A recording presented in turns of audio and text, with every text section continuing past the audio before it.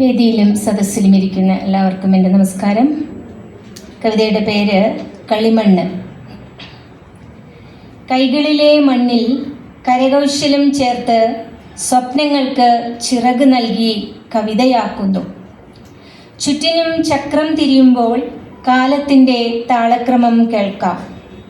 വിരൽത്തുമ്പുകളിൽ നിശ്വാസം പിടിച്ചു നിൽക്കുമ്പോൾ വിണ്ണിലേക്ക് കുതിക്കുന്ന മണ്ണിൻ്റെ കല നിശബ്ദമായി പിറവിയെടുക്കുന്നു.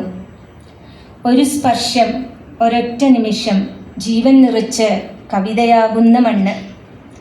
വെയിലത്ത് കാച്ചി കനലിൽ ചുട്ട് ചൂടിൻ്റെ മൗനം പൊട്ടി ശില്പം ശബ്ദമാകുന്നു.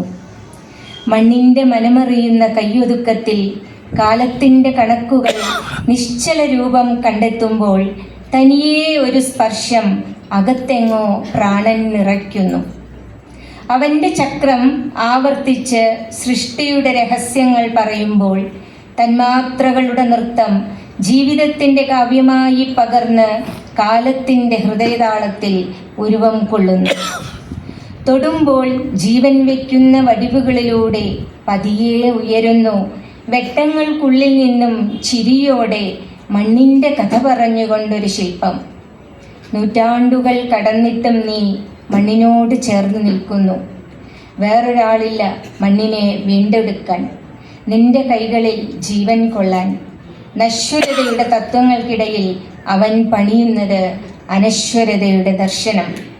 നശ്വരതയുടെ തത്വങ്ങൾക്കിടയിൽ അവൻ പണിയുന്നത് അനശ്വരതയുടെ ദർശനം. നന്ദി.